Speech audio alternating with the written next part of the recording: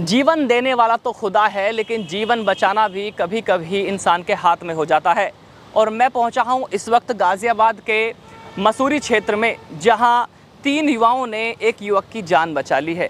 लेकिन दुख इस बात का रहा कि हमारे साथ जो साथी खड़े हुए हैं, इनका मोबाइल यहाँ से गुम हो गया। मोबाइल की परवाह ना करते हुए उस व्यक्ति की जान बचा ली।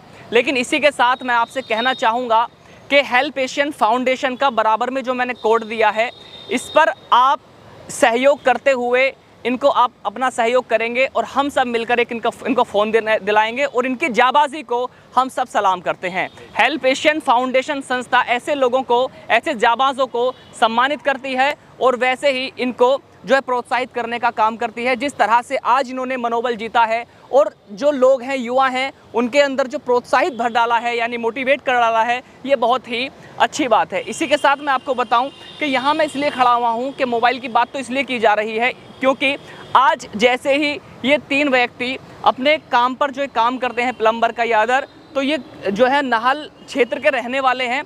वहाँ से निकल कर के ये अपने जो काम है वहाँ जा रहे थे, लेकिन इन्होंने देखा कि सामने जो पुल है वहाँ से देखा कि ये नहर बह रही है और इसमें एक व्यक्ति जानबूझकर डूबने के लिए कूद चुका है, यानी कि वो सुसाइड कर रहा है।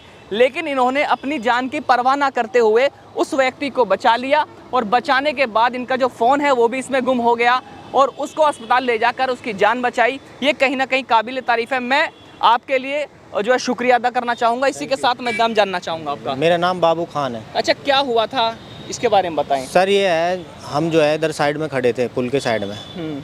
उधर साइड में खड़े होने के बाद में अभी जैसे एक लड़का इधर नहा रहे थे अभी, तो हम ये सोच रहे थे यहाँ पे आम जनता जो है बहुत सी है नहा लेती है, जिन पे तैरना आता है। तो मैं ये बोला कि इन भैया से कि मैंने कहा देखना ये क्या हो रहा है, ये लड़का डूबने को तैयार है, वो डूब रहा है, क्या है। जैसे 2-3 दफ़े वो नीचे को यहाँ तक आए हुए, तुरंत जो ना इधर से हमारा भाई तुरंत यहाँ से कूदा।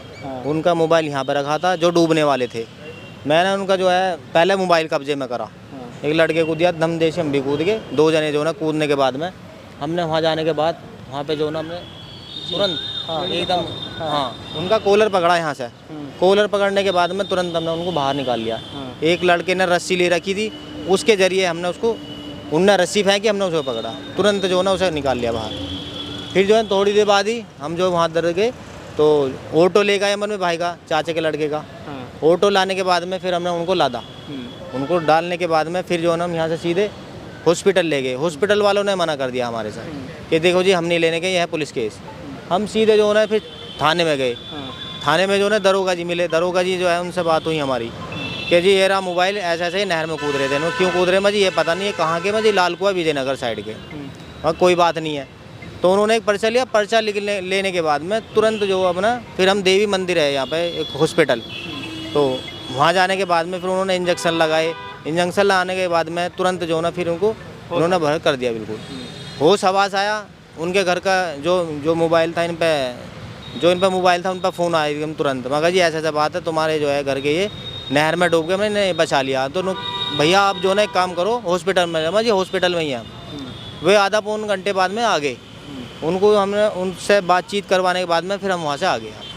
अच्छा, आपने जब बचाया था तो मोबाइल कैसे गुम हुआ आपका? मोबाइल जिम में से गिर गया। अच्छा।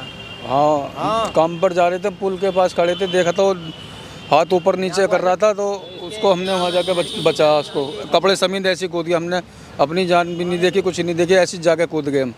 डर नहीं लगा आपको? नहीं, हमको डर नहीं लगा। हम तैर के एकदम उसको जाकर पकड़ लिया। पहले भी कभी किसी को बचाया आपने? हाँ, 2-3 बार बचाया था। अच्छा, कहाँ? वहाँ नाहल की झाल पे। नाहल की झाल पे? हाँ जी। अच्छा। फिर उसको पकड़ के बाहर लाए। फिर उसको ऊपर लेकर ऑटो में लेके चले गए।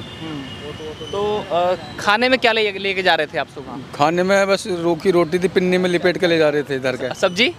सब्जी थी आलू की। आलू की सब्जी थी जी। वो भी कहाँ गई? वो भी नहर में चली गई तैरती हुई, पिन्नी में, डबल पन्नी में बंधी हुई थी।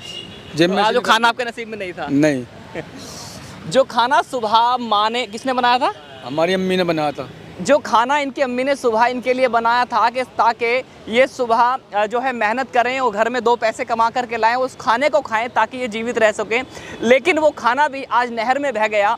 जो उसमें कुछ सब्जी की रोटी, जो सब्जी है आलू की वो बनी हुई थी और सूखी रोटी थी वो बनी हुई थी, लेकिन वो इनके आज नसीब में नहीं थी। लेकिन नसीब में क्या था कि एक पुण्य और सवाब का काम था कि किसी की जान बचाना।